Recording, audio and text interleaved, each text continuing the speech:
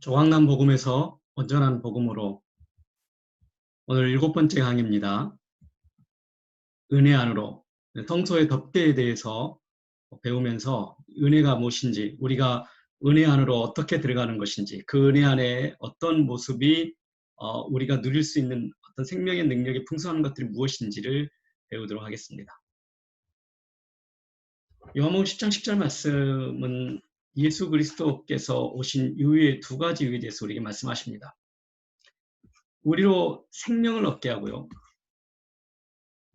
그리고 더 풍성히 얻게 하려는 것이 예수 그리스도께서 오신 목적이시다 말씀하십니다. 이 생명은 구원 받음이라고 다르게 표현할 수 있습니다. 더 풍성히 얻는 것은 생명의 안에 있는 능력, 그 능력을 풍성히 얻는다. 그래서 이 생명, 이 구원받은 자녀가 할 수 있는 최고의 특권이 예배라고 그랬죠. 그 예배를 통해서 생명의 능력을 공급받습니다. 그래서 우리는 구원도 그 은혜를 인하여 믿음으로 말미암아 구원받은 것처럼 생명의 능력의 그 풍성한 것들도 그 은혜에 의하여 믿음으로 말미암아 생명의 능력의 풍성한 것들을 공급받습니다. 영적인 원리는 똑같다. 근데 목표하는 것이 목적이 다르다. 그렇게 우리가 배워왔습니다. 자, 우리가 이제 이 지난 6강에 한번 기억을 한번 되살리면서 성소의 뜰에서 주로 이루어지는 것이 가장 중요하게 이루어진 것이 속죄라고 그랬죠. 뜰의 예배다. 속죄에서 번제단의 피와 물두멍의 물, 피와 물로 깨끗하게 씻기는 이야기, 씻는 이야기, 날마다 씻기가 예배의 우리가 첫 번째에서 배운 내용입니다. 자, 우리가 어떻게 이제 하나님의 자녀들이 이 풍성한 삶, 생명 속에 있는 그 능력의 풍성한 것들을 누릴 수 있는 것인지 히브리서 10장 19절 22절 말씀에 우리가 마지막 6강에서 다뤘던 말씀인데요. 한 번만 더 읽고 넘어가겠습니다. 예수의 피를 힘입어 성소에 들어갈 확신을 얻었으니 우리가 마음의 뿌림을 받아 악한 양심으로부터 벗어나고 몸은 물로 씻음을 받았으니 참 마음 건전한 믿음으로 하나님께 나아가자. 나아간다는 건 성소를 말한다고 그랬죠. 이 뜰과 또 이 두 개의 방으로 이루어진 성소가 있다. 이건 성소의 마당, 앞마당, 뜰 이렇게 구분합니다. 성소의 뜰에서는 번제단과 물두멍을 지나서 성소 안으로 하나님 앞으로 나아간다. 하나님과 친밀한 교제를 나누는 장소죠. 여기서 방 안에 우리가 방으로 들어오게 하는 거죠. 아주 친밀한 관계에서 맺을 수 있는 관계입니다. 방으로 들어가서 이제 하나님과 친밀한 교제를 나누는 거예요. 근데 이제 이 방은 사방 그리고 위에 지붕도 완전히 막혔습니다. 그래서 자연 빛이 들어오질 않아요. 그래서 그 안에는 오직 그 등잔대에서 나오는 빛으로만 그 안에는 비추이는 장소입니다. 자, 우리 이제 먼저는 이 덮개에 대한 이야기를 먼저 다루겠습니다. 이 덮개라는 단어를 먼저 덮다라는 단어를 보겠습니다. 이 덮다는 히브리어로 우리가 지난번에 그 연약함의 5강에서 다뤘죠. 5강에서 연약이라는 단어 다룰 때 우리가 육신이라는 단어를 다룰 때 이때는 헬라어 두 단어를 배웠죠. 여기서 이제 히브리어로 보겠습니다. 이때는 이 본문이 신약 성경이었기 때문에 헬라어를 봤는데 여기서 이제 구약의 본문이니까 히브리어, 유대인의 언어로 유대어로 썼던 말씀입니다. 그래서 히브리어로 이 덮다란 단어가 카파르란 단어예요. 카파르. 여기 이 두 단어처럼 이 카파르를 좀 우리가 이해하면은 이 성소의 이야기를 우리가 굉장히 깊은 것들을 우리가 또 배우게 됩니다. 한번 좀 어렵지만은 카파라는 단어 한번 기억해 보시고 말씀 한번 같이 나눠보십시다. 이 단어는 특별히 노아의 방주를 만들 때 사용한 단어였어요. 노아의 방주 하면은 노아의 홍수 때 하나님께서 방주를 지으라고 말씀하셨잖아요. 그렇죠? 그리고 이 방주 속에 노아와 그의 가족 그리고 이 짐승들을 그 안에 태우고 하나님의 홍수 심판으로부터 구원받죠. 그 홍수 심판하신 이유는 사람들의 죄 때문에, 죄의 심판에서 심판이 바로 홍수 심판이에요. 물로 심판하는 거였어요. 근데 그 노아의 방주에서는 노아와 그 가족의 죄로부터 구원하신 이야기입니다. 그래서 이거는 결국은 노아의 방주 이야기는 구원의 이야기예요. 구원의 이야기. 그런데 노아에게 하나님께서 방주를 만드시라고 하실 때 말씀은 그에게 너가 한번 제대로 만들어봐, 멋진 배를 만들어봐, 이렇게 하지 않으셨단 말이에요. 성소처럼 하나님께서 아주 세밀한 것까지 하나님이 처음부터 끝까지 설계도를 주십니다. 그러면 노아는 뭐 하냐? 그 설계대로 그대로 지키만 합니다. 성소도 어떻게 하셨죠?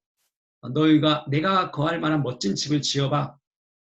그래서 우리가 우리의 상상력을 동원해가지고 성소를 아름답게 지고 하나님이 이곳은 좋아하실 것 같다. 이렇게 이런 우리의 상상력을 동원한 장소가 아니었잖아요. 하나님께서 그대로 설계하신 것. 그곳에 우리가 어떻게 했습니까? 그대로 짓기만 한 거예요. 그래서 노아의 방주와 성소는 우리의 상상력이 가미되지 않는 것. 오직 하나님의 생각, 하나님의 해결책만이 주어진 것. 그리고 우리는 뭐 했습니까? 그대로 짓기만 했습니다. 이걸 뭐라고 그러죠? 이걸 이제 믿음이라고 그래요. 믿음은 그대로 짓는 거예요. 하나님의 말씀하신 그대로. 이것이 바로 은혜였죠. 은혜. 우리에게서 나오지 않는 죄로부터 우리를 자유케 하시는 이 은혜의 이야기. 이걸 그대로 따르기만 하면 되는 거예요. 또는 믿는다 그런 거죠. 그때 우리는 구원을 받습니다. 구원을 받고 또 그 생명의 풍성한 능력을 누리게 되는 것이죠. 뭘 통해서요? 예배를 통해서 누리게 됩니다.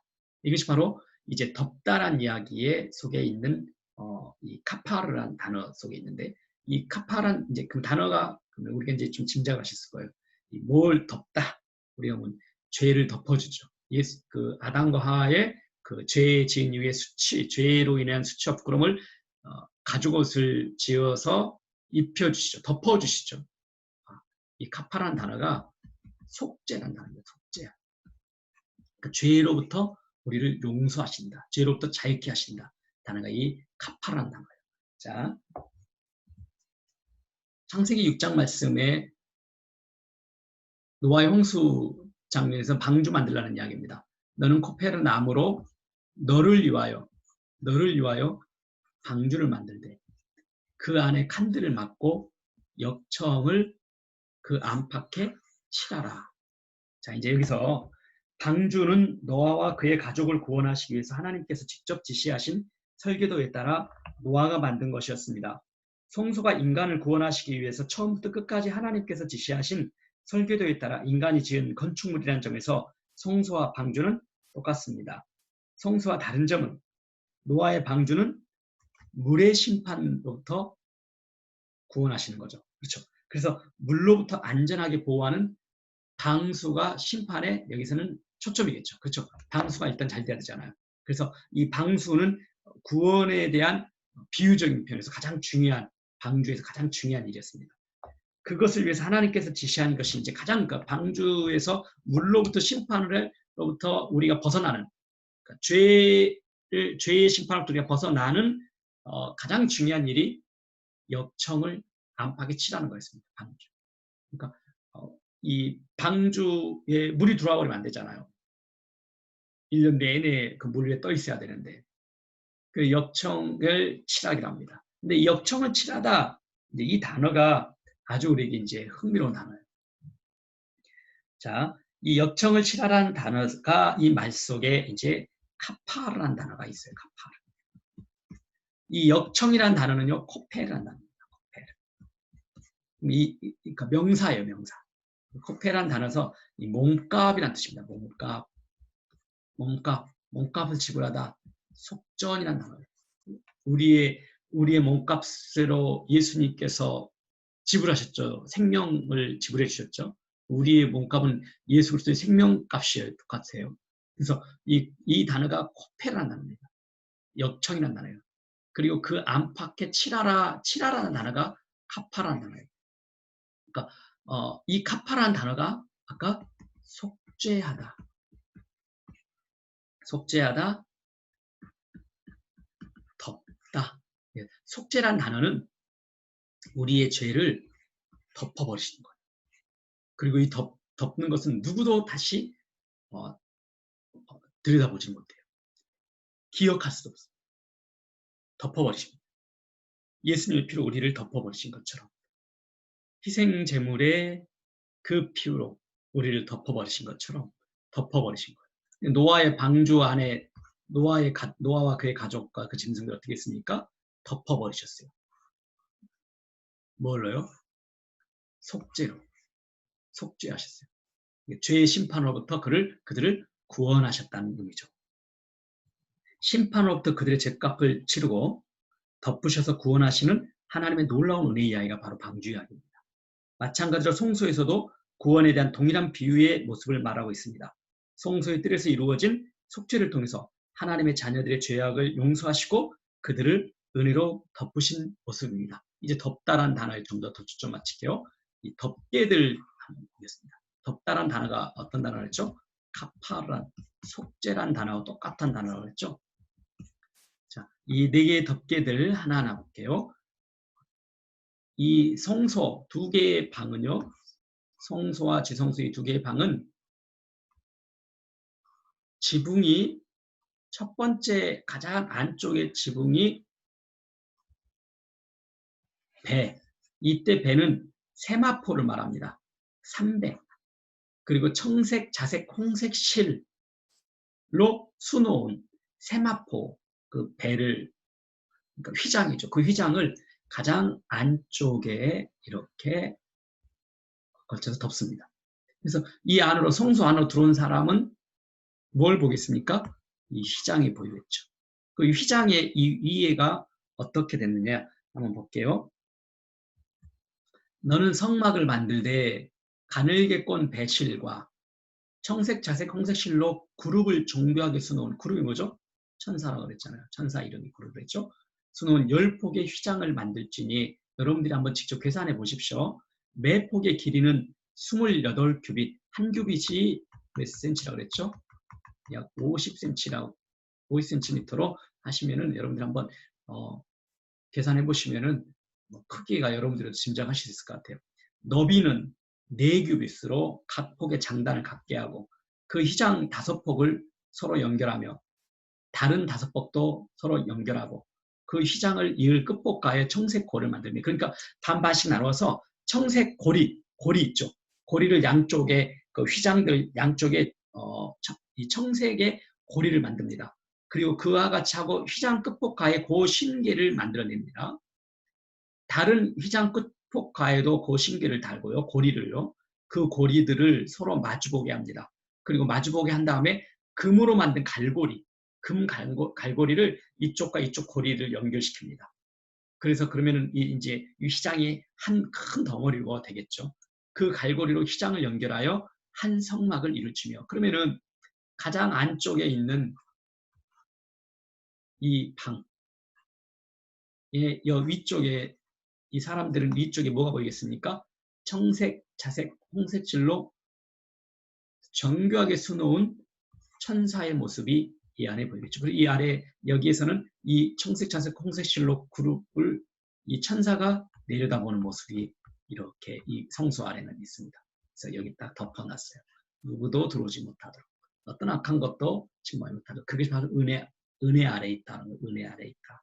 자, 성소를 덮는 휘장 역시 모든 게 이 성소 자체가 예수 그리스도를 말씀하신다 그랬잖아요. 그리고 성소의 기구 자체가 모든 기구 하나하나가 예수 그리스도를 말씀하시고 성소에서 이루어지는 일, 제사가 모두 예수님이 하신 사역의 이야기라고 우리가 배웠습니다. 그래서 이 덮개도 전부 예수님과 관련된 이야기겠죠. 자, 먼저 누가복음 23장 51절로 53절에 그는 유대인의 동네 아리마대 사람이요. 아리마대 사람이라는 사람이 하나님의 나라를 기다리는 사였어요. 그가 빌라도에게 가서 예수님이 이제 십자가에서 바로 죽으신 직후입니다. 시체를 달라 합니다. 이를 내려서 세마포, 아까 세마포가 뭐죠? 배, 300, 그 세마포를 싸고 예수님의 시체를 쌉니다. 그리고 아직 사람을 장사한 일이 없는 바위에 판 무덤에 넣어둡니다. 자, 예수님의 몸이 어떻게 했어요? 세마포로 덮여져 있죠. 그래서 바로 이 성소의 이 방도 예수님이시잖아요. 예수님을 비유적으로 표현한 거잖아요. 예수님을 몸이 이 세마포로 쌓여진 것처럼 쌓여져 있습니다. 예수님의 죽으심의 예수님의 모습을 우리가 보겠죠.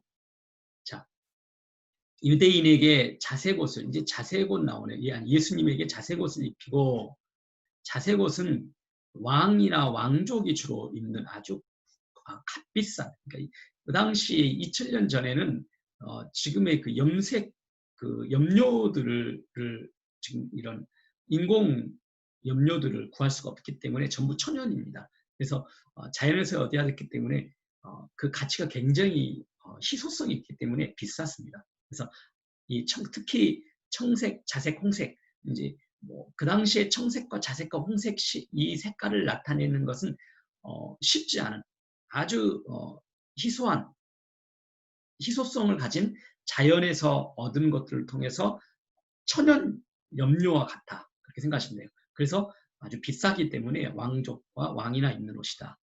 가시관을 엮어 씌우고, 지금 예수님 십자가 위에 죽으실 때 이야기잖아요. 그렇죠? 격리하여 이르되 유대인이 왕이여 평안할지어다 하고, 지금 예수님을 십자가에 달아놓고 예수님을 자색옷을 입혀놨어요. 그리고 그걸 격려합니다. 그리고 유대인의 왕이여 평안할지어다. 지금 어떤 게 한 거예요? 조롱하는 거잖아요. 조롱. 그렇죠? 근데 조롱하는데 예수님이 유대인의 왕이라고 하면서 조롱하는 거예요. 이 로마 군인들이. 그래서 유대인의 왕이여 평안할지어다. 근데 사실은 진짜 예수님이 왕으로 오신 거예요. 그들은 조롱하기 위해서 유대인의 왕이여 팻말을 쓰고 거기다가 왕처럼 그냥 그 조롱하기 위해서 왕족 색깔도 자색옷도 입혔지만은 진짜 예수님이 이 땅에 왕으로 오신 거였죠. 갈대로 그의 머리를 치며 침을 뱉으며 꿇어 절하더라. 희롱을 다한 후에 자색 옷을 덜어 벗기고요. 그의 옷을, 예수님의 그 옷을 입히고 십자가에 못 박으려고 끌고 나가니라. 네. 십자가 위에서 한 이야기 아니라 이 십자가 아직 달리기 전의 이야기군요. 네. 십자가에서 십자가에 달리시기 전에 자색 옷을 입으신 예수님의 모습, 바로 예수 그리스도의 이야기를 우리가 볼 수 있습니다. 또 하나 더 볼게요. 이 여호수아서 말씀에는요. 여호수아서 2장 18절 21절 말씀에는 이 이야기의 배경은 이스라엘 백성들이 애굽에서 나와서 광야에 40년 동안 있었잖아요. 근데 그 40년 동안 있으면서 어디로 들어가려고 합니까? 가나안 땅에 들어가려고 하잖아요. 근데 이 가나안 땅에 이제 들어가기 위해서 정탐꾼을 마지막 보냅니다. 정탐꾼을 보내는데 이 정탐꾼이 이 가나안 땅에 첫 번 들어가면은 여리고성이 있습니다. 그 여리고성, 그러니까 가나안 땅의 여리고성입니다. 여리고성에 정탐하러 들어왔으니까 이 성에 들어가서 이 정탐꾼들을 목숨을 살려준, 그러니까 그들을 숨겨준 가나안 여인이 한 사람이 나옵니다. 라합이라는 여인이에요. 이 라합이 바로 이 이스라엘의 정탐꾼을 숨겨주면서 하나님을 신앙 고백합니다.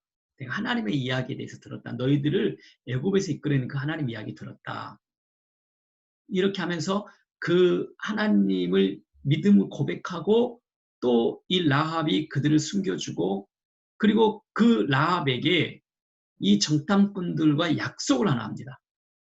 우리가 이 땅에 들어올 때에 우리를 달아내린 창문에 이 붉은 줄을 매고, 그러니까 이 정탐꾼들을 살려주면서 달아내린 창문에다가 그대로 거기다가 붉은 줄을 또 매고, 내 부모는 누굽니까? 라합의 부모예요. 그리고 형제, 내 아버지의 가족을 다 내 집에 모으라. 이제 지금 이 약속을 한 거예요. 누구든지 내 집 문을 나가서 거리로 가면 그의 피가 그의 머리로 돌아갈 것이요 우리는 허물이 없으리라. 그러나 누구든지 너와 함께 집에 있는 자에게 손을 대면 그의 피는 우리의 머리로 돌아오려니와 라합이 이르되 너희의 말대로 할 것이라. 그리고 그대로 하는 겁니다. 라합이 생명을 살 수 있는 일은 없어요. 다른 조건이 없어요. 이 정탐꾼이 한 이 약속 그대로 이 생명을 구원받는 그 이야기 그대로 하는 거예요. 말대로 할 것이라고 그들을 보내어 가게 하고 그대로 하죠. 어떻게 했습니까? 붉은 줄을 매라. 그러니까 붉은 줄을 창문에 맵니다. 그리고 나중에 이제 이 여리고성이 함락될 때, 그리고 실제로 이 기생 라합의 집이 삽니다. 히브리서 말씀에는 믿음으로 기생 라합은 정탐꾼을 평안히 영접하였으므로 순종하지 아니한 자와 함께 멸망하지 아니하였도다. 자, 기생 라합의 바로 믿음이었다. 믿음이 뭡니까? 그대로 하는 거예요. 그대로. 그래서 이때 이 붉은 줄이 또 이 붉은 줄 때문에 생명을 구하잖아요. 그렇죠? 붉은색, 생명과 또 관련된 이야기입니다. 그래서 청색, 자색, 홍색실 이런 이제 실들을 우리가 잠시 나눴습니다. 이스라엘 백성들의 이야기 또 계속 두 번째 덮개 배우겠습니다. 첫 번째 덮개가 이렇게 있었고요. 여기는 그룹 전사 휘장으로 첫 번째 덮개가 덮어져 있고요. 두 번째 덮개는요. 요 위에 이제 덮어져 있습니다. 덮어져서 이렇게. 그건 이제 염소의 털로 이루어집니다. 이렇게요. 그 출애굽기 26장의 말씀입니다. 그 성막을 덮는 막 곧 휘장을 염소털로 만들되 두 번째도 휘장으로 만듭니다. 털로 만들어요. 염소는 기억하십니까? 지성소에 들어갈 때 속죄일날 염소의 제물, 염소 이 희생 제물을 통해서 그 피를 가지고 지성소에 들어갔죠. 속죄했죠. 네, 속죄의 짐승입니다. 11폭을 만들지며 각 폭의 길이는 30규빗, 너비는 4규빗으로 11폭의 길을 조금 더 한 폭이 더 길어졌네요. 그래서 그러면은 이렇게 되겠죠. 제일 처음에 천막이 있고 그 다음에 이것을 완전히 덮겠네요. 이렇게 덮겠어요. 조금씩 덮어서 이렇게 있겠죠. 자, 이것도 휘장이고요. 이것도 휘장입니다. 이 가장 안쪽은 화려한 아주 고가의 값비싼 천사가 수놓아진 휘장으로 눈에 보이는 거는 아주 고가의 값비싼 이 청색, 자색, 홍색 실로 만들어진 그룹 천사가 보일 것이고 이 안에 있는 염소털은 보이진 않겠죠. 그러나 이 염소가 희생 제물이 됐던 그 염소의 털로 지금 덮여져 있습니다. 휘장을 이을 끝폭가에 고 신계를 달며 다른 이을 끝폭가에도 고 신계를 달고 녹 갈고리 신계를 만들고 여기 눈에 보이는 여기 안에 갈고리는 혹시 기억하시나요? 앞에서 빨리 읽었는데 금 갈고리였잖아요. 그렇죠? 눈에 보이는 곳은 다 금 갈고리였고 여기서 이제 보이지 않는 곳에서는요. 놋이 사용되네요. 이제 금과 놋의 차이점은 이제 또 볼게요.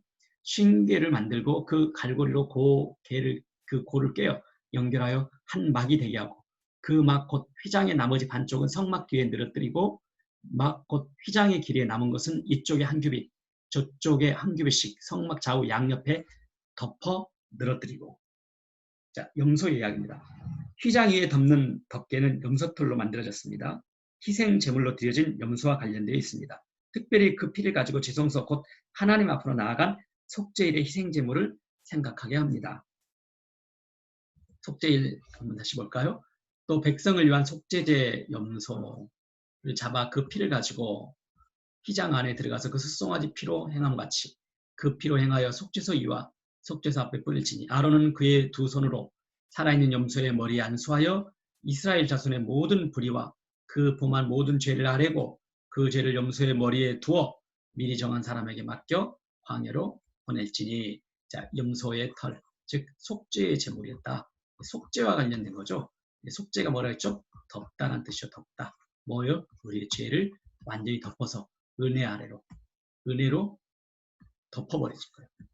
이건 은혜잖아요. 그렇죠? 하나님의 은혜. 이 은혜로 완전히 우리를 덮어버리셨어요. 자, 그리고 세 번째 덮개가 있습니다. 세 번째 덮개는 양과 관련된 이야기입니다. 출애굽기 26장 14절에 붉은색은 또 피와 관련된 이야기죠. 붉은 물들인 순양의 가죽으로 막의 덮개를 만들고, 그러면 이제 첫 번째는 휘장, 두 번째는 염소털 또 휘장, 세 번째는 양의 가죽, 이번에는 이제 여기서부터는 이제 가죽입니다. 그리고 여기는 두 번째는 염소 휘장 털, 여기는 양. 자, 양과 염소 다 특징이 있죠? 뭐죠? 희생, 제물, 피로 우리의 죄의 문제를, 죄를 짊어진 희생제물이었다. 즉 희생제물 누구를 말씀하시죠? 예수 그리스도. 자, 예수 그리스도. 예수 그리스도의 모습을 한번 이 양 이야기 한번 성경의 이야기를 한번 볼게요. 이삭 이야기인데요. 아브라함이 눈을 들어 살펴본즉 한 순양이 뒤에 있는데 뿔이 걸려 있는지라 아브라함이 가서 그 순양을 가져다가 아들 이삭이죠. 아들 이삭을 바치라 그랬잖아요. 근데 아들 이삭을 대신하여 누가요? 그 순양을, 아들을 대신하여 그 순양이 제물로 드려집니다. 그 순양이 곧 누구를 의미할까요?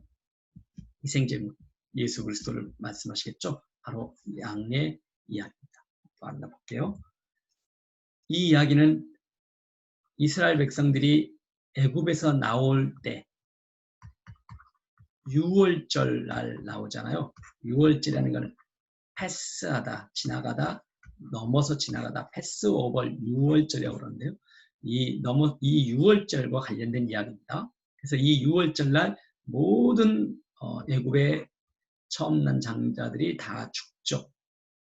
단 조건이 하나 있습니다. 피를 문설주에 하나님이 말씀하신 대로 양의 피를 바른 집은 어떻게 됐습니까? 죽음의 천사가 패스오버를 하죠. 패스오버. 그래서 은혜로 그들이 생명을 구원받죠. 이 이야기가 6월절 이야기입니다. 출애굽기 12장에 6월절 이야기가 나오는데요. 모세가 이스라엘 모든 장로를 불러서 그들에게 이르되 너희는 나가서 너희의 가족대로 어린 양을 택하여 6월절 양으로 잡고 우슬초 묶음을 가져다가 그릇에 담은 피에 적셔서, 자, 6월절 양의 피입니다. 그 피를 문 인방과 좌우, 문 인방은 이 문이 있다면은 이 문 밑에 받침 있죠. 인방과 또 이 그리고 좌우 설주에 뿌리고 아침까지 한 사람도 자기 집 문 밖에 나가지 말라. 그러니까 출입하는데 뭐가 발라져 있어요? 피. 누구의 피요? 어린 양의 피가 발라져 있는 거예요. 피로 보호하고 있는 거죠. 피로 구원받는 거예요. 죄, 우리를 덮어줬어요. 은혜 아래로 딱 품어줬었어요. 여호와께서 애굽 사람들에게 재앙을 내리려고 지나가실 때에 문 인방과 좌우 문설주의 피를 보시면 여호와께서 그 문을 넘으시고 멸하는 자에게 너희 집에 들어가서 너희를 치지 못하게 하실 것입니다. 하나님의 심판으로부터 벗어나는 거죠. 그러면 그 심판, 죄 때문에 심판받았죠? 그 죄의 심판 그러면 그냥 용서받았나? 아니죠. 어린 양의 대신 죄를 짊어진 거죠. 그렇죠? 어린 양의 피 때문에 사는 것이죠. 너희는 이 일을 규례로 삼아 너희와 너희 자손이 영원히 지킬 것이니 이후에 너희 자녀가 묻기를 이 예식이 무슨 뜻이냐 하거든 너희는 이르기를 이는 여호와의 유월절 제사라. 여호와께서 애굽 사람에게 재앙을 내리실 때에 애굽에 있는 이스라엘 자손의 집을 넘으사 우리 집을 구원하셨느니라 하라. 구원과 관련된 어린 양의 피, 바른 집마다 패스오버, 하나님의 심판이 지나가셨다. 심판으로부터 구원하셨다. 자, 예수님의 이야기, 이제 구약의 이야기인데 신약의 이야기도 다시 한번 볼게요. 요한복음 1장 29절 신약 성경 말씀입니다. 이튿날 요한이 세례 요한입니다. 예수께서 자기에게 나오심을 보고 이르되 보라 세상 죄를 지고 가는 하나님의 어린 양. 자, 양이 누구죠? 희생 제물이었죠. 희생 제물이 죄를 짊어지고 있어요. 누구의 죄였습니까? 맞아요. 우리의 죄를 희생제물, 하나님께서 희생제물로 옮겨 놓으셨죠. 그리고 우리는 이제 어떤 상태가 됩니까? 죄가 없게 되는 거. 이걸 믿음으로 받으면 믿음으로 그대로 우리가 받으면 이거는 은혜죠. 우리가 할 수 있는 게 아니기 때문에 이 은혜를 우리가 그대로 믿음으로 받으면 우리는 이제 깨끗한 상태가 되는 거예요. 이 희생제물이 누구였죠? 바로 예수 그리스도를 말씀하시죠. 너희가 아는 바와 같이 이틀이 지나면 유월절이라 인자가 십자가에 못 박히기 위하여 팔리리라. 이 유월절이 예수님으로부터 1500년 전에 모세 시대 때 이 유월절을 통해서 어린 양의 피를 바른 집마다 살아나는 그 이야기를 대대로 지켜라고 그랬잖아요. 그래서 예수님 당시에도 이 절기를 지키고 있었어요. 그런데 유월절에 어린 양의 피로 애굽에서 그 이스라엘 백성들이 살아난 것처럼 이제 진짜 어린 양이신 분이 누구시죠? 보라 세상 죄를 지고 가는 어린 양이로다. 예수 그리스도시죠. 그 예수 그리스도께서 실제로 십자가에 못 박히기 팔리는 날, 그때가 바로 유월절이었습니다. 그러니까 같은 날이었어요. 그래서 유월절 어린 양이신 예수님이시다. 그렇게 말씀하십니다. 자, 그래서 우리는 이제 세 번째까지 양과 관련된 어린 양의 가죽과 예수님과의 이야기를 같이 다뤘습니다. 마지막 4개의 덮개니까 마지막 덮개죠. 가장 바깥쪽에는 해달의 가죽이 있죠. 뭐 성경에 우리 한글 성경에 해달이라고 나오는데 어느 물돼지라고 나와요. 그러니까 정확하게 이 짐승을 해달이라고는 우리는 표현했지만은 물돼지다 뭐 이렇게. 그러니까 우리가 그와 같은 짐승이다 그렇게 생각하시면 됩니다. 그러니까 이 바다는 강에 사는데 그런 해달과 같은 짐승이다. 거기에 가죽을 벗겨서 그 가죽으로 만들어진 마지막 덮개. 그래서 그 마지막 덮개는 방수가 되겠죠. 밖에서 완전히 밖으로부터 나온 모든 그 물이나 이런 것들로부터 방수가 되도록 그렇게 했습니다. 그런데 이제 이 해달의 가죽의 이야기를 보면서 해달의 가죽으로 그 윗덮개를 만들지니라. 가장 바깥을 덮고 있는 덮개만을 보면 성소 안의 화려함을 상상할 수 없을 것입니다. 이 해달의 가죽은 밋밋하잖아요. 밋밋하죠. 근데 그 밋밋한 게 밖에서 보면은 뭐만 보이겠습니까? 해달의 가죽의 밋밋함만 보이는 거예요. 그렇죠? 근데 가장 안에서 뭐가 보입니까? 이 안에 성소 안에 들어간 사람만 볼 수 있는 게 뭐예요? 이 고가의 청색, 자색, 홍색 실로 그룹 천사의 모습과 그리고 이 안에는요 보이는 모든 것이 금으로만 보여요. 금으로 만들었어요. 심지어는 이 폭을 연결시키는 고리도 금고리로 만들어졌어요. 그렇죠? 근데 이 화려함, 이 풍성한 것들을 밖에서는 볼 수 있습니까? 없습니까? 없습니다. 밖에서는 오직 이 밋밋한 그런 해달의 가죽의 모습만 보여요. 그리고 이 사이에 뭐가 있습니까? 염소의 털, 양의 가죽. 맞아요. 염소와 양은 무엇을 의미합니까? 예수 그리스도, 희생제물 대신 예수 그리스도, 심판으로부터, 죄의 심판으로부터 우리를 구원하시는 이야기죠. 그렇죠? 예수 그리스도의 말이죠. 그래서 심판으로부터 구원하는 모든 이야기는 놋과 관련돼, 성경에서 놋과 관련돼 있어요. 또 이야기 나오니까요. 그러니까 놋 하면은 심판과 관련된 이야기입니다. 그래서 이 안에는요, 그냥 뭐 값비싼 것을 보이는 데하고 값 좀 싼 것을 이런 게 아니라 심판에 대한 이야기 때문에 녹고리를 한 겁니다. 심판으로부터 우리를 보호하셨어요. 그렇죠? 그래서 근데 우리의 눈에는 예수님의 십자가의 피 이야기 아니라 이렇게 화려함의 이 은혜들을 이제 이 속에 들어가면 이 성소 안으로 들어가면은 이 은혜 안에서 놀라운 것들만 보이는 거예요. 밖에서는요 밋밋함만 보는 거예요. 그런데 사실 이 아래 이 놀라운 이 풍성한 것들은 예수 그리스도의 십자가의 죽으심으로 이러한 것들을 우리가 누릴 수 있게 된 것이죠.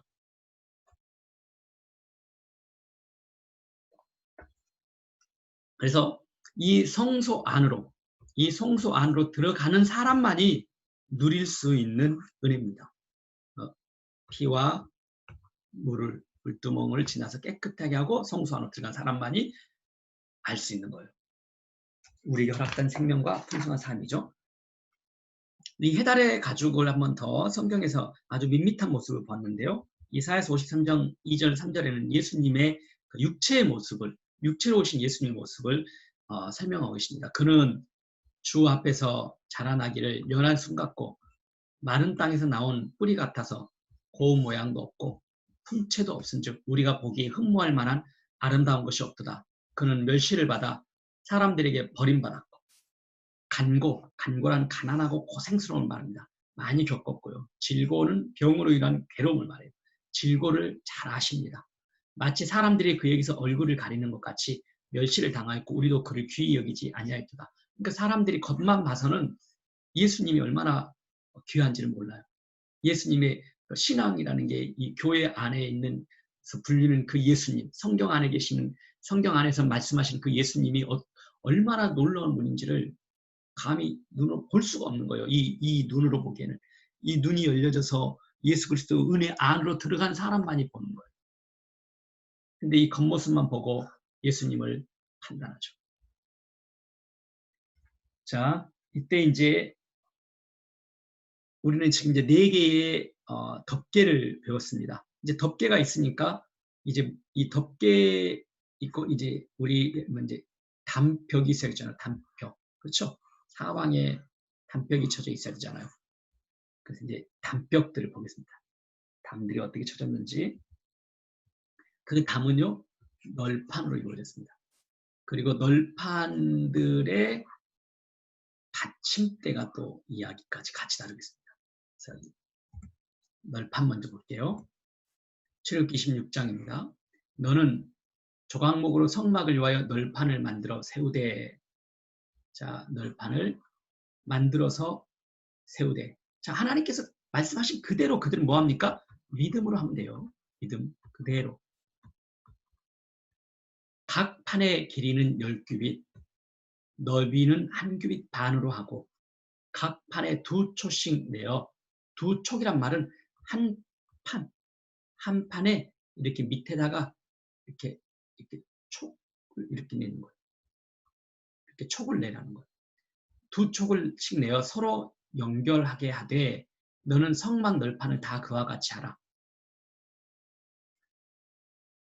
너는 성막을 위하여 널판을 만들되 남쪽을 위하여 널판 20개를 만들고 성막 다른 쪽, 곧 그 북쪽을 위하여도 널판 20개로 하고 성막 뒤쪽, 곧 쪽을 위하여는 널판 6개를 만들고 성막 뒤 두 모퉁이 쪽을 위하여는 널판 2개를 만들되 아래에서부터 위까지 각기 2겹 두께로 하여 윗꼬리에 이르게 하고 두 모퉁이 쪽을 다 그리하며. 이제 이 말씀은 뭐냐면요.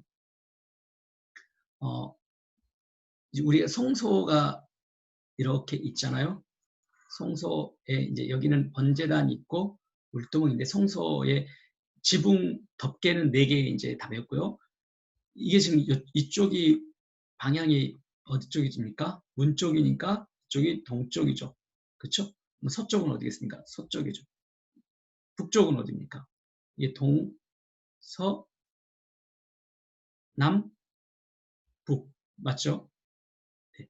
그래서 이 동쪽과 서쪽, 남쪽, 북쪽 이렇게 하면서 남쪽과 북쪽에는 몇 개씩이요?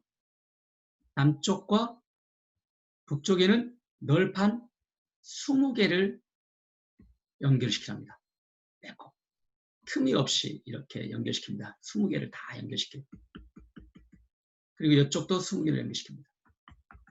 그리고 서쪽에는요 6개를 연결시킵니다. 그런데 이 서쪽은 하나가 더 있어요. 이 서쪽에 6개의 이 모퉁이 있죠. 이 모퉁이. 이 모퉁이는 하나를 덧댑니다. 그래서 이 모퉁이와 같은 역할을 한 사람도 있죠. 이 모퉁이로 덧대어서 만듭니다. 총 이게 몇 개입니까? 20, 40, 46, 48개네요. 자, 그리고 여기서 이제 각 판에 이제 널판을 만들어라 그렇게 했잖아요. 각 판의 길이는 우리 이제 여러분들 계산하면 5m, 너비는 75cm예요. 각 판 아래에 2촉씩 내어서 각 촉마다 하나의 받침을 만듭니다. 하나의 받침을 여기 딱 하나 받침 만들고요. 끼웁니다. 이렇게. 여기도 받침을 만들고 이렇게 끼워요. 그래서 이게 튼튼하게 서 있게끔 하죠. 그리고 이 남쪽과 북쪽에는 각각 널판 20개를 세우고 성막 뒤 곧 서쪽에는 6개를 세우고 양쪽 모퉁이에 널판 하나씩 덧붙여서 서쪽에는 총 8개의 널판을 세웁니다. 성소로 들어가는 입구가 되는 쪽에 동쪽에는 기둥을 세웁니다. 이쪽 동쪽에는 기둥을 5을 세워요. 그리고 여기에 휘장을 이렇게 칩니다. 이 앞에다는 휘장을 칩니다. 우리 성소, 이 지성소와 성소를 가로지는 휘장이 있었죠. 예수님의 육체 찢어진. 여기는 또 휘장이 하나 이렇게 쳐줍니다. 그리고 지붕에는 4개의 덮개가 이렇게 쳐져 있습니다. 자, 그리고 이제 널판을 세우다. 이제 이 널판을 이제 세우다라는 단어가 있어요. 이렇게 널판을 하나, 둘 이렇게 계속 세우잖아요. 이렇게 세우다라는 이 단어가 있는데 이 세우다라는 단어가 굳게 서다라는 단어예요. 굳게 서다. 근데 이 단어가 언제 많이 쓰냐면요. 이 성경에서 이 단어를 쓰는 때가 있어요. 레위기 9장 5절에요. 그들이 모세가 명령한 모든 것을 회막 앞으로 가져오고 온 회중이 나와 여호와 앞에 선지라. 이 단어가 세우다라는 단어입니다. 즉, 이 히브리어로 아마드라는 같은 단어입니다. 그러니까 온 회중이 하나님 앞에 섰습니다. 이렇게 하나님 앞에 섰습니다. 온 회중 이렇게 하나님 앞에 서 있어요. 이렇게 서 있는 거. 그래서 널판일 어떻게 성소와 지성소 하나님이 거기서 만나시겠다고 했잖아요. 이게 하나님 앞에서 서 있는 것과 동일한 모습이죠. 그렇죠? 모든 회중이 이렇게 서로 이렇게 연결돼서 서 있는 게 이게 뭡니까? 교회의 모습이죠. 교회가 하나님을 중심으로 하나님 앞에 이렇게 서 있는 거예요. 이게 널판은 결국은 우리 한 사람 한 사람을 말하죠. 우리 구원받은 자녀, 구원의 자녀 이야기죠. 그리고 널판들이 연결되는 것은 다 교회의 모습이겠죠. 그렇죠? 교회의 모습입니다. 자, 계속 볼게요.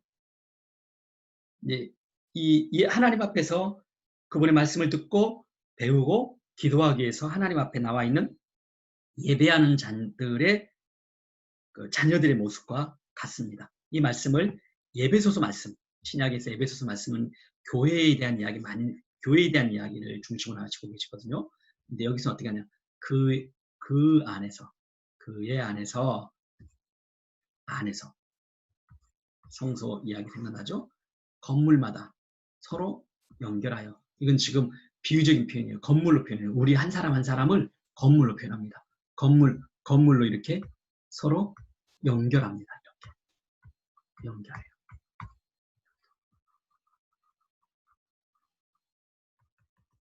연결해서 주 안에서 어떻게 주 안에 씁니까? 희생양, 어린 양과 염소 배달해가지고 네, 그리고 배, 시장 이 안에서 성전이 되어간다. 이게 바로 성전이에요. 이게 성전이에요. 성전은 보이는 성전뿐만 아니라 실제로 보이지 않는 성전이 있죠. 보이는 성전이 누굽니까? 바로 우리들이에요. 우리 한 사람 한 사람이 그 성전이고 그 성전을 또 이루어가는 거예요. 우리 한 사람이 바로 서야지 성전이 이루어지는 겁니다. 그렇죠? 그래서 우리는 아주 값비싸게 만든 아주 화려한 건물의 성전만 있는 게 아니라 그것을 이루고 있는 진짜 성전은 우리 한 사람 한 사람이다. 너희도 성령 안에서 하나님이 거하실 처소가 되기 위하여 바로 우리 이 안에서 하나님이 거하시는 처소가 되시겠다고 약속하십니다. 그래서 교회 안에 공동체 안에 하나님이 이렇게 성전을 지어가는 우리들이 바로 서갈 때 하나님이 그곳에 거하실 처소가 되기 시작합니다. 그리스도 예수 안에서 함께 지어져 가는 것이죠. 자, 이제 우리 널판인데 널판이 세워지려면 아까 널판에 촉을 내어서 은받침을 또 이렇게 받친다고 그랬죠? 그 이야기를 하겠습니다. 은받침. 너는 성막을 위하여 널판을 만들되 남쪽을 위하여 널판 20개, 20널판 아래에 은받침 40개. 그러니까 널판 하나에 촉 2개를 내서 하나마다 은받침 2개씩을 끼우는 거예요. 그렇죠? 이쪽 널판 아래에도 2촉을, 또 2받침을 만들고 저쪽 널판 아래에도 그 2촉을 위하여 2받침을 만들치며 성막 다른 쪽 곧 그 북쪽을 위하여도 널판 20개로 하고 은받침 40개를 이쪽 널판 아래에도 2받침, 저쪽 널판 아래에도 2받침으로 하며 성막 뒤 곧 그 서쪽을 위하여는 널판 6개를 만들고 성막 뒤 두 모퉁이 쪽을 위하여는 널판 2개를 만들되 아래에서도 위까지 각기 2개로 하여 일꼴에 이르게 하고 두 모퉁이 쪽을 다 그리하며 그 8널판에는 은받침이 16이니 맞죠? 2개씩이니까 이쪽 판 아래에도 2받침, 저쪽 판 아래에도 2받침이니라. 이렇게 했습니다. 자, 성소의 널판마다 2개의 촉을 내어서 각 촉마다 은받침을 만들었습니다. 그 받침들이 널판이 견고하게 서 있을 수 있도록 붙잡고 있는 것입니다. 이 받침은 은으로 만들어져 있는데 은은 고대 사람들에게 값을 지불할 때 사용되는 매우 친숙한 이미지였습니다. 볼게요. 고대 창세기의 이야기입니다. 은 20의 글을 요셉 이야기입니다. 이스마엘 사람들에게 사람을 팔 때 은이 거래됐습니다. 그 상인들이 요셉을 데리고 애국으로 갔더라. 요셉이 은 20에 팔렸습니다. 자, 마태복음의 예수님의 이야기입니다. 내가 예수를 너희에게 넘겨주리니 누가 넘겨줬습니까? 가룟 유다죠. 얼마나 주려느냐 하니 그들이 은 30을 달아주거늘. 그러니까 이게 이제 신약 시대의 이야기거든요. 이건 구약 시대의 이야기고요. 구약이든 신약이든 그들에게 아주 친숙한 이미지는 뭐냐면 은은 사람을 몸값을 지불할 때 쓰는 거래 화폐와 같은 거예요. 거래 수단입니다. 자, 사람의 몸값을 지불할 때 사람의 몸값 지불하는 건 속전이라고 그랬죠. 은을 사용하는 고대 관습 안에 복음 이야기가 담겨 있습니다. 하나님께서는 예수님의 죽으심과 피로 우리의 죗값을 대신 치르시고 우리를 사서 자유인을 만드셨습니다. 하나님께서는 예수 그리스도의 생명의 피로 값을 지불하여 우리를 사셨습니다. 우리의 가치는 예수님의 생명이라는 비싼 값의 가치를 가지고 있습니다. 그렇게 가치 있는 존재들이 하나님 앞으로 나와 그분의 은혜에 감사하며 예배하고 있는 것입니다. 자, 우리 한 사람은 우리가 이렇게 어떤 바람과 어떤 환경에도 넘어지지 않게 되는 우리 받침 보이지 않지만은 우리를 든든하게 세우고 있는 받침이 있죠. 이게 뭐죠? 예수님의 우리를 위해서 몸값을 치르셨죠. 생명을 지불하셨어요. 그리고 우리를 사셨습니다. 그래서 우리가 구원받았죠. 바로 이 은으로 우리가 든든히 서 있는 거예요. 우리 인생은 우리가 우리의 지위나 우리가 번 어떤 재물이나 우리가 배웠던 어떤 지식 그리고 학벌 그리고 내 인맥들이 나를 살리고 있고 나를 세우고 있고 힘을 주고 있는지 아는데 우리가 영으로 보면은 사실 우리를 든든하게 세우고 있고 힘을 주고 있고 우리의 생명을 지속시키고 있는 우리를 든든히 세우는 분은 바로 예수 그리스도의 생명을 지불하신 그분의 은혜 하나님의 사랑과 그분의 은혜의 발판에 우리가 든든히 서 있는 거예요. 그것이 바로 하나님의 은혜죠. 이제 띠 이야기입니다. 지금 우리 성소를 이 성소의 2개의 방을 이루고 있는 그 외형적인 건물 모양을 지금 공부하고 있어요. 그래서 제일 처음에는 4개의 덮개 이야기했습니다. 4개의 덮개도 예수님의 이야기가 그래서 은혜로 완전히 우리를 덮는 은혜 안에 우리를 덮어버리는 그 이야기를 다뤘고요. 이 널판도 다 막아져 있죠. 그렇죠? 그래서 이걸 좀 키우면은 이렇게 널판들이 이렇게 북쪽 이렇게 한쪽만 먼저 그려봤습니다. 이렇게 막을 있습니다. 이 널판 하나하나마다 뭐가 또 있습니까? 이 촉이 나왔고 은받침이 나왔고요. 그림이 왜 이상해졌네요. 촉이 나오고 은받침이 한 2개씩 끼워져 있습니다. 그래서 우리가 든든하게 서 있는 모습을 봤어요. 예수님의 은혜 안에 서 있었죠. 그런데 이제 띠가 또 있습니다. 이 이야기 볼게요. 너는 조각목으로 띠를 만들지니 성막 이쪽 널판을 위하여 5개요. 성막 저쪽 널판을 위하여 5개요. 자, 이제 이쪽 저쪽이란 말은 남북 이런 동서가 아니라 이 성소와 지성소를 중심으로 이쪽 저쪽이라고 생각하시면 됩니다. 자, 이쪽에 널판을 위하여 널판이 이렇게 있죠. 그럼 이쪽 널판을 위하여 5개를 세우랍니다. 또 성막 저쪽 널판을 위하여 또 5개.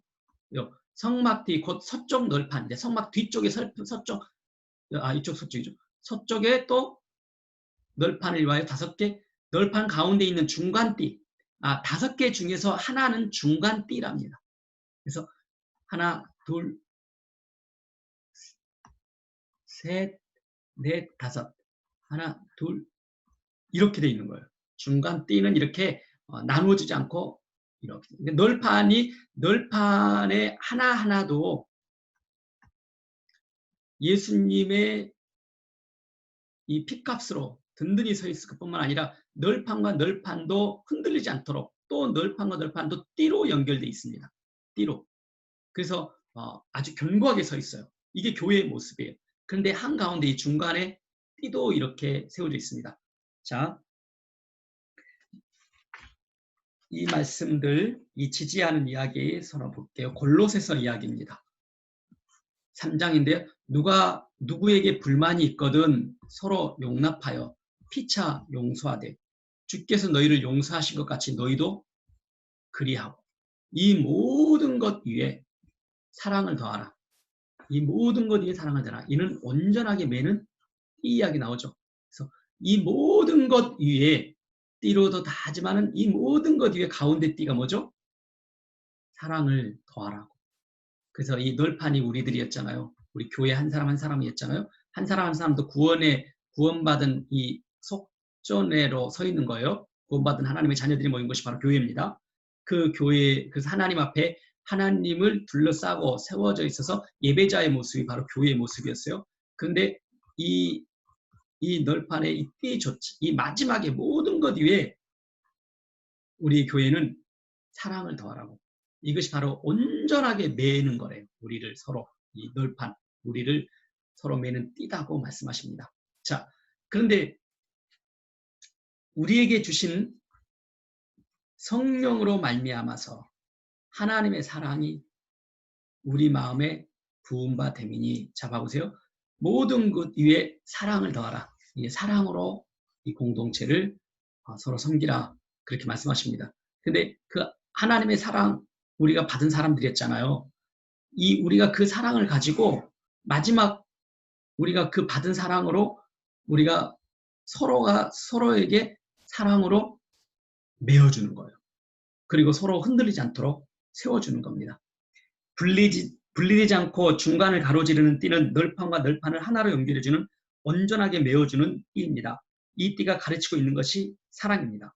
그 사랑은 하나님께서 성령으로 우리 마음에 부어주신 것입니다. 하나님께서 우리를 사랑하셔서 그분과 친밀한 연합을 이루어가게 하신 것처럼 우리가 받은 크신 사랑과 은혜를 또 다른 사람을 향해 흘려보내며 연합을 이루는 예배자의 삶을 가르치고 있습니다. 자, 우리 이제 그 외형적인 성소와 지성소의 2개의 방을 에워싸고 있는 담과 널판과 또 이 4개의 지붕 덮개들을 배웠습니다. 이제 그러면 이제 성소 안에 있는 것들의 재료들을 좀 보면서 널판과 성소 안에 있는 모든 기구의 재료에 오늘 이 강의들은 이제 마지막 강의를 하고 다음 시간부터는 그 성소 안에 있는 하나하나 금촛대, 금떡상, 금분향단 이 이야기들을 하나하나씩 다루면서 진짜 하나님과의 친밀한 교제의 비밀들을 배워나가도록 하겠습니다. 자, 그 널판들을 성소 이야기죠. 금으로 쌓아. 그 널판들의 띠도 어떻게 합니까? 금고리를 만들고. 그 띠를 어떻게 하라고요? 띠도 금으로 쌓아. 자, 그러면 이 널판 안에 들어가면은 뭔만 보이겠습니까? 널판에 금으로 쌓여진 것만 보이겠죠. 그렇죠. 그리고 위에는요. 천막 위에는요. 거의 금값과 같은 청색, 자색, 홍색실로 이루어진 천사, 그 수놓은 천사의 화려한 게 보이고, 그리고 이 사방은 금으로 쌓이는 금덩어리만 보이겠죠. 그리고 이 성소 안에 있는 이 금촛, 이 촛대, 그리고 이 떡상입니다. 분향단, 향이 피어진 금향단, 이 이야기입니다. 순금으로 등잔대를 이것도 순금으로 만듭니다. 꽃받침과 가지를 줄기와 연결하여 전부를 순금으로 쳐 만들고요. 그 불 집게, 이 이제 등잔대에 집게가 있어야 하잖아요. 불을 집게와 불똥 그릇도 순금으로 만들지며, 등잔대와 이 모든 기구를 순금 한 달란트로 만들 때 너는 이 산과 이 산에서 내가 너에게 보인 양식대로 그대로 하지니라. 자, 지금 눈에 보이는 게 다 뭡니까? 순금이죠. 또 볼게요. 너는 조각목으로 상을 만들 때, 아까 상은 뭐였습니까? 성소 안에 있는 등잔대, 이게 떡상, 이 상을 말합니다. 이 상. 상을 만들 때 길이는 2규빗, 너비는 1규빗, 높이는 1규빗 반이 되게 하고 순금으로 쌓아 주위에 금태를 두르고 그 주위에 손바닥 넓이만한 턱을 만들고 그 턱 주위에 금으로 태를 만들고 그것을 위하여 금고리 넷을 만들어 그 네 발 위 네 보퉁이에 달되 턱 곁에 붙이라. 이는 상을 매일 채를 깰 것이며 또 조각목으로 그 채를 만들고 금으로 쌓아 상을 이것으로 매일 것이니라. 너는 대접과 숟가락과 병과 분두냐를 만들되 순금으로 만들. 여기도 전부 뭡니까? 순금이다. 또 여기도 그러면 순금이 되겠죠. 너는 분향할 제단을 만들지니 곧 조각목으로 만들되 제단 상면과 전후 좌우 면과 뿔을 순금으로 싸고 주위에 금태를 두르치며 금태 아래 양쪽에 금고리 둘을 만들되 곧 그 양쪽에 만들지니 이는 제단을 매는 채를 깰 것이며 그 채를 조각목으로 만들고 금으로 싸고. 전부 다 순금입니다. 성소하러 들어가면 앞에는 분향단, 우편에는 떡상, 좌편에는 등잔대 이렇게 되어 있잖아요. 뜰의 기구들과 두드러진 차이점이 있어요. 뜰의 기구들은 전부 뭐였습니까? 번제단은요, 놋으로 만들어졌어요. 물두멍도요, 놋거울이었잖아요. 그렇죠? 이 놋은 뭐였다고 그랬죠? 심판과 관련된 이야기겠죠? 심판으로부터 우리를 건지신 이야기였어요. 그렇죠? 그래서 이 안에, 근데 이 성소 안에 들어가 보면은 전부 보이는 모든 것이 뭡니까? 여기 있는 휘장은 거의 청색, 자색, 홍색 실에 금값과 같은 거예요. 그 휘장, 그 그룹 천사. 근데 여기에 이걸 연결시키는 거리도 금고리. 그리고 전부 금으로 만들어졌어요. 그리고 이 벽도 금으로 다 쌓아졌습니다. 그리고 이 안쪽에는요, 놋고리가 들어있죠. 놋고리로. 그리고 여기 널판지를 세우는 받침대는요, 눈에 쉽게 보이지는 않지만 그 받침대는 은으로, 속전으로 이루어졌습니다. 그래서 전부 이 금, 은, 놋 이거 전체 자체도 다 예수 그리스도의 이야기를 우리에게 가르치고 계십니다. 자, 이 널판, 그러니까 성소의 뜰에서는 전부 놋이고 성소 안으로 들어가면은 전부 뭡니까? 금이에요. 금. 그래서 이것은 뜰에서는 하나님의 심판으로부터 용서받는 속죄에 초점이 있어요. 놋은 심판으로부터 살아남게 된 걸 비유한다고 했죠. 성소는 은혜 아래서 하나님의 자녀의 풍요롭고 능력 있는 삶에 초점을 두고 있어요. 그래서 이 은혜 아래 들어오면은 여기는 심판의 두려움이 아니에요. 여기서는 뭐에 초점이 있느냐? 친밀한 교제에 초점이 있습니다. 그래서 우리가 이 등장대, 떡상, 분향단 이것을 이제 우리 하나하나 배우는 것은 이 친밀한 교제의 비밀을 우리가 알기 위해서 어떻게 친밀한 교제를 하나님과 누리어서 풍성한 생명의 능력을 공급받는지에 대한 이야기에 초점이 있는 것이지 우리가 하나님 앞에 벌받지 않기 위해서 이런 것들을 배우는 것이 아니라는 거예요. 은혜 아래에 이미 있으면은 죄로부터 정죄받지 않습니다. 우리는 근데 하나님 앞에 벌받지 않기 위해서 예배 드린다고. 예배 안 드리면 하나님께 벌 받고 이런 거 아니라는 거예요. 예배를 통해서 하나님의 풍성한 비밀을 누리는 거예요. 완전히 다릅니다. 생각 자체가 달라요. 그렇죠? 자, 이제 마지막 재료 속에 숨겨진 이 복음 이야기. 아까 우리 재료에는 전부 뭐가 있습니까? 금으로 둘러싸여 있었죠. 그렇죠? 이 이야기, 비밀, 복음 이야기를 한번 해보겠습니다. 골로새서 2장 2절 3절입니다. 하나님의 비밀이 뭡니까? 예수 그리스도세요. 복음의 비밀이 바로 예수 그리스도세요. 예수 그리스도 안에 하나님의 사랑과 은혜를 나타내 보이셨잖아요. 그 그리스도를 깨닫게 하려 하니 그 안에가 뭐예요? 이제 성소 생각하시면 되겠죠?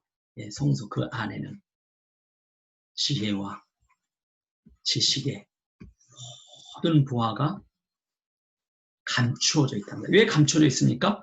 이 안에 들어온 사람만이 알 수 있기 때문에. 밖에서는요, 보이지 않아요. 그래서 우리는 실제로 하나님을 만난 사람은 이것이 보입니다. 그리고 누리게 되고. 그래서 하나님 안에 우리가 친밀한 교제를 안으로 들어가는 거예요. 지혜와 지식의 모든 보화가 이 안에 숨겨져 있어요. 여기가 어디입니까? 그리스도 안에요. 그분 안에요. 이 성소가 바로 예수 그리스도를 말씀하시잖아요. 그래서 그리스도 안으로 우리가 우리의 삶을 친밀하게 하나님을 만나기 위해서 그분 앞에 예배자로 계속 나가는 것. 그래서 우리가 특권이라고 그랬잖아요. 보이는 외부는 화려하지 않지만 그분 안으로 들어가면 아름다운 부활을 발견할 수 있습니다. 덮개로 덮어진 성소는 하나님 앞으로 나아가는 예배자의 삶을 사는 사람들에게 보이신 감추어진 비밀입니다. 다 상상할 수 없는 풍요로움이 있습니다.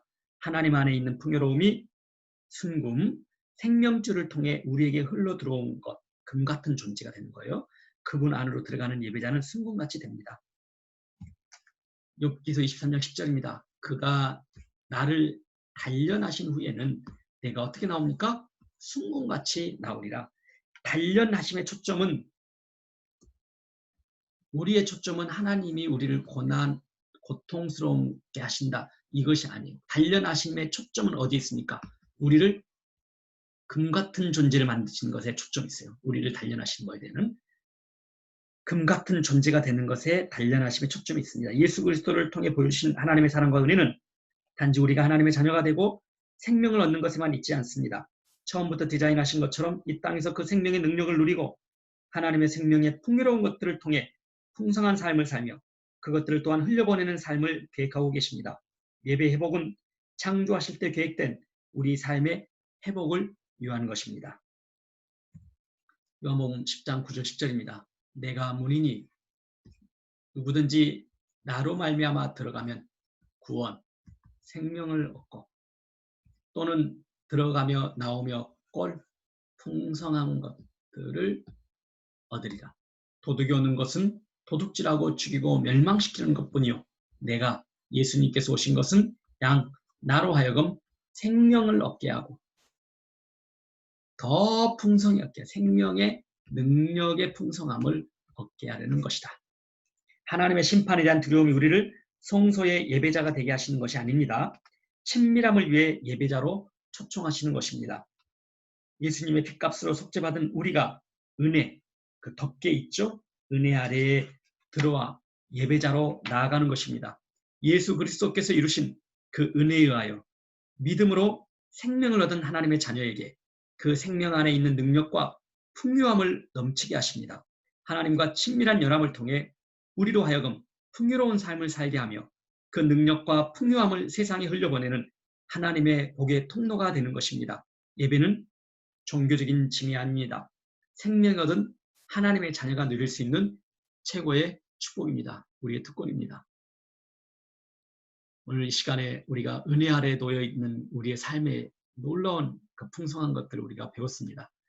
저와 여러분의 삶이 바로 이 은혜 아래 놓여 있다는 것 기억하시고 우리가 이 은혜 아래에서는 정죄함이 없고 하나님과 친밀한 교제에 하나님이 목적이 있으시다. 우리가 혹시 여러분 가운데 고통과 고난 속에 있는 분이 혹시 계시다면 우리를 단련하시는 목적은 고난에 있지 아니하시고 우리를 금 같은 존재 만드시는 것에 목적이 있으시다. 우리를 정죄하시고 우리를 죄를 묻기 위해서 우리를 단련하시는 게 아니시다.